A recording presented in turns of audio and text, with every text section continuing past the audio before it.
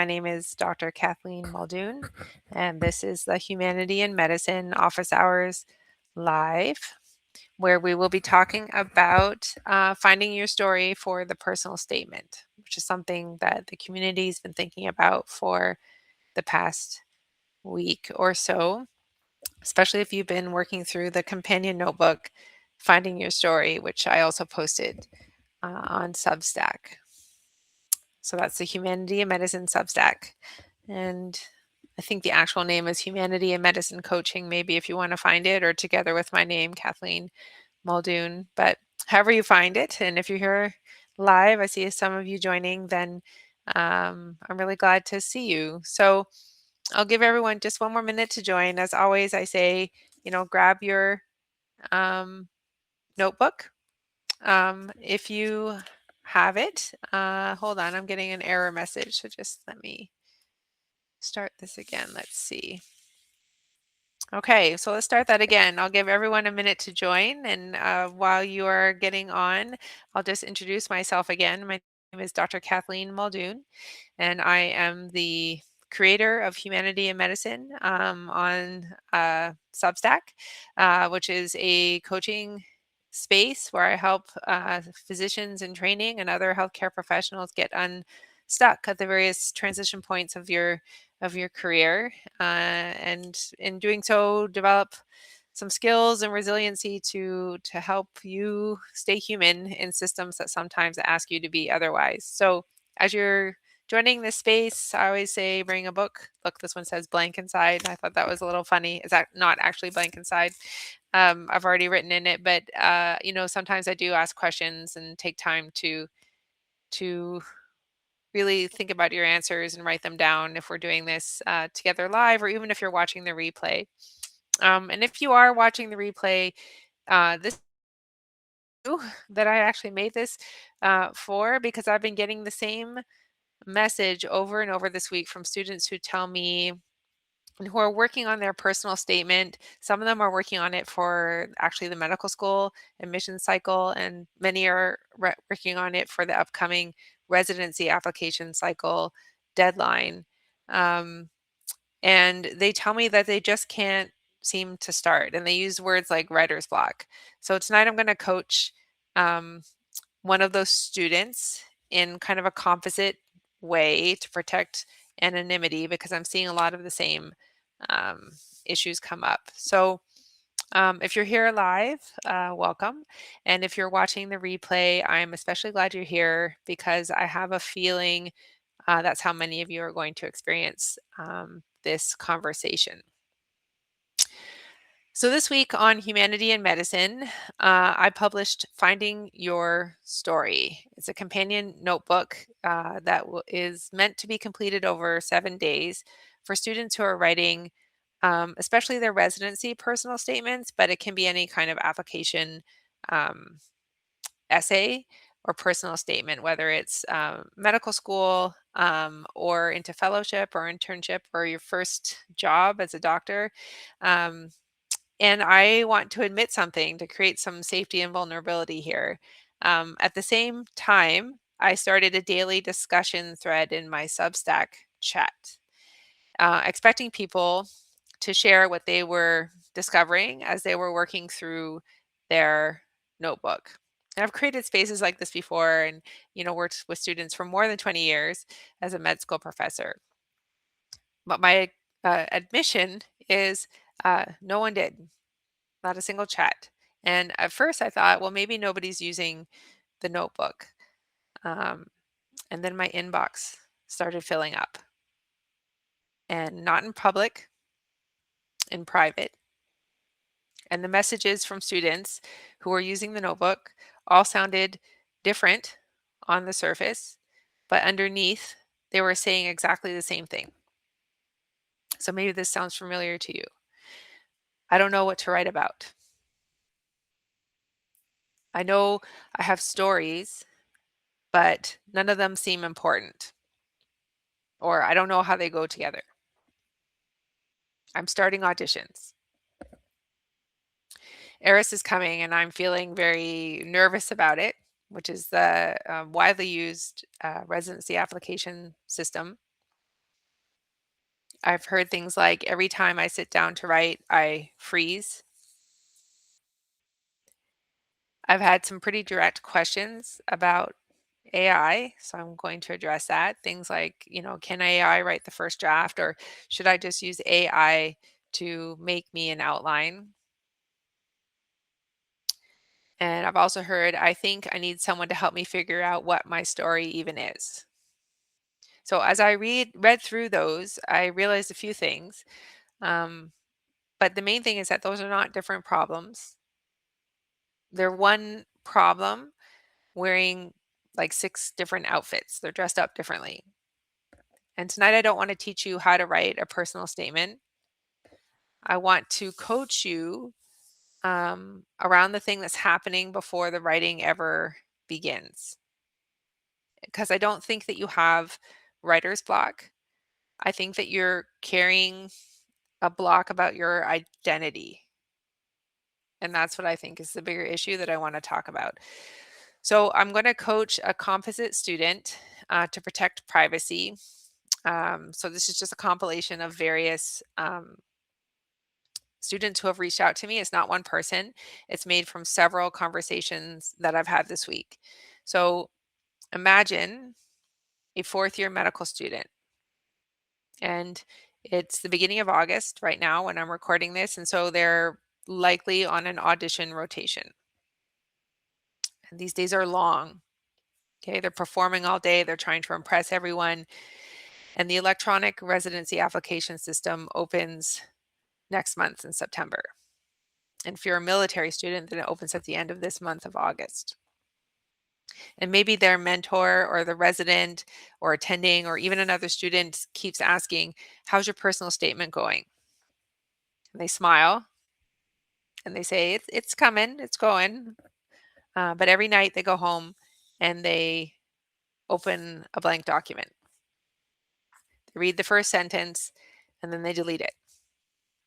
And then they open another Google Doc and they repeat it. And they're just looking at the cursor, blinking, blinking, blinking, and adding to their stress.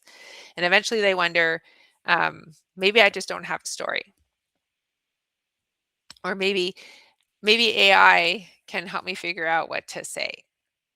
And if that feels familiar, then you're exactly who I made this conversation for. So if this student came to me for coaching, I would not start by asking, uh, so what specialty are you applying to? I wouldn't ask, what have you accomplished? Give me the list of things or show me your CV. And I definitely wouldn't ask, so what do you want the theme of your essay to be? I'd ask something that sometimes to students when I pose it asks or seems a little strange, especially if they're trying to practice um, like clinical detachment from their patients. But I would ask, tell me about a patient that you still think about. Not the sickest patient, not the rarest diagnosis, and not even necessarily your like make you the hero in the story. Not the patient that makes the best story. Just, for example, who still visits you when you're driving home?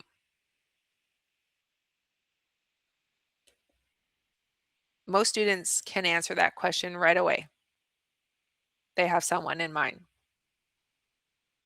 And it's because the story already exists. Their attention has been trying to tell them something all along. And then I'd ask, what about that patient stays with you? Notice I'm still not asking about a personal statement. I'm asking about attention because where your attention lies usually points to something about your core values and your identity that needs to come through in the essay that you're writing. So that leads to kind of the first wrong turn that students sometimes take when they're writing, when they're especially at the beginning of the writing process. And here's what almost everyone does next. They say, I want my personal statement to be about resilience. or compassion or perseverance or advocacy. And I usually kind of smile and let them tell me. And then I say something like, make me believe you. And it's not because I think the students are not resilient or perseverant or into advocacy, right? It's because resiliency isn't a story, right? It's the conclusion. And I'm much more interested in the moment you discovered something about yourself. So tell me about the day before you knew that you were resilient. Tell me about the day after. Tell me about the mistake.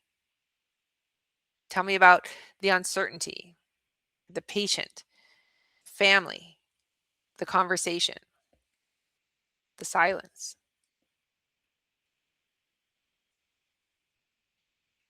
Identity isn't built from adjectives, it's built from moments. And I think this is why you feel stuck. I think many of you believe that you're looking for the perfect story. And I don't think that's true. You're looking for permission, permission to believe that an ordinary moment could actually matter. I hear students dismiss their stories all the time. It wasn't dramatic enough, or I didn't save anyone. Nothing extraordinary happened. But that's not what residency programs are trying to understand. They're trying to understand who is walking into the hospital, who is joining their team. They're trying to understand how you've been shaped, not just what you've done. There are other parts of your application that will tell that part of your story. They want to know who you are at 2 o'clock in the morning. So I think that brings us to the AI question. And one of the questions I received this week, for example, was whether they could use AI to help generate the whole statement, or a couple of students have asked me, to generate the outline or a template. And my answer, especially for those of you who know me, might surprise you, or might surprise people in general. And I might say, eventually, maybe. I have thoughts on AI that may not match yours, and that's okay. But if you ask me, should you use AI immediately? I would say absolutely not. And I think even people who use AI a little more regularly than I do would say the same thing. And it's not because I think AI is bad. Okay. I don't think that AI is either good or bad. Okay. AI can be incredibly useful as a tool for seeing patterns that you might have otherwise missed. But I do not think that AI should be doing the most important work in your residency application, because the most important work isn't writing, it is noticing, it is making meaning. So recently, a student shared with me that they had used ChatGPT to write their personal statement, and then another AI tool to make it sound more human. And I remember thinking, that's two filters between you and your own story. Two filters between you and the person reading your application.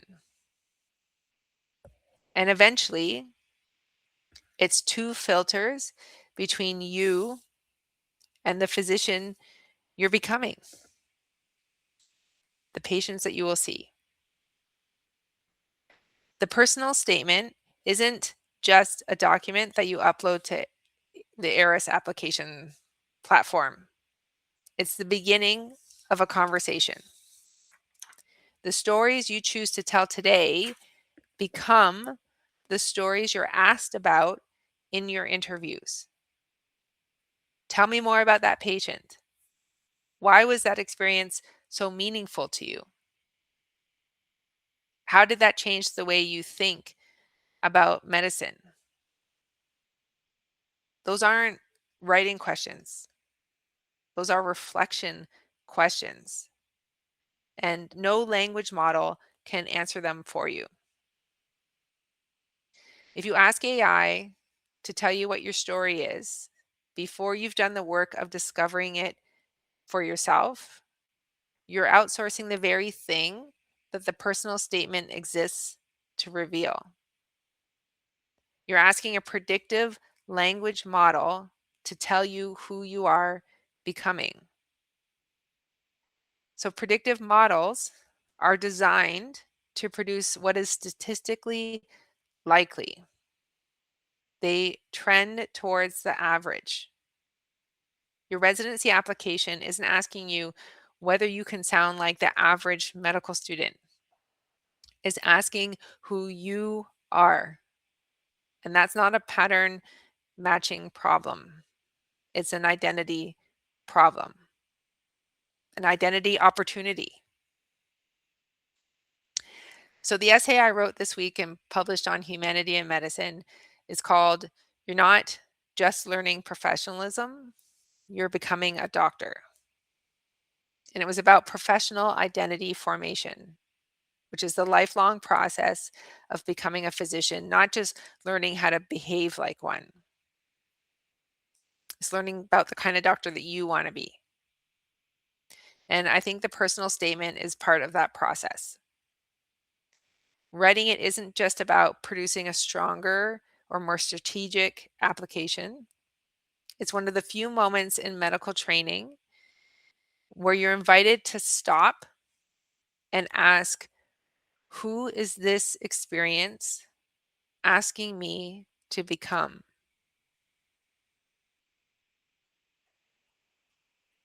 Every shortcut around reflection is also a shortcut around identity formation. And that's why I care so much about this process. Not because I want you to write a better essay, because I want you to know yourself well enough that when someone comes across the interview table, like someone who's sitting across from you at the interview table asks, tell me about yourself, your answer isn't something a model generated. It's something you've discovered that you can speak about honestly and authentically and deeply. So I'm spending a lot of time right now learning critical AI theory. And I am learning a lot about when to use it and when to leave it alone. Okay, thank you, Dr. Sam Illingworth, right? This is one of those times to leave it alone. Don't ask AI to decide what matters. That's your work. Okay, so before you open AI, spend some time with these questions, okay? And you can write them down. I'm going to write them down too. Okay, so we can take some time together. The question is, the first one of 4 is, who is the patient I still think about?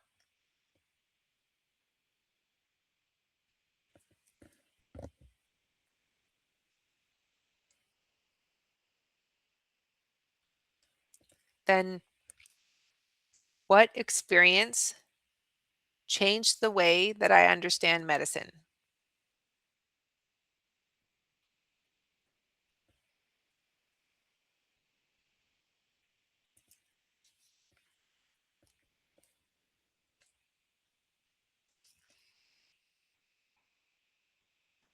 What do people consistently notice about me?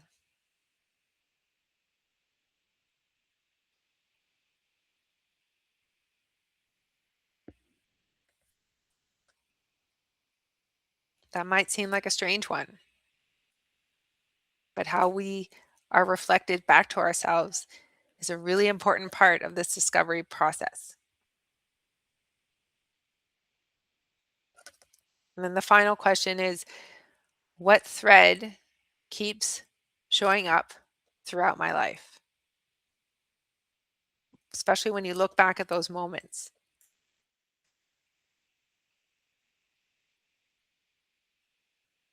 So you see, these are reflective questions, right? The notebook does some of this work. There are opportunities that I can help you work through some of this together as well. But don't ask AI to replace your reflections, because the goal isn't to produce the most like polished personal statement. The goal is to write one that could not have been written by anyone else.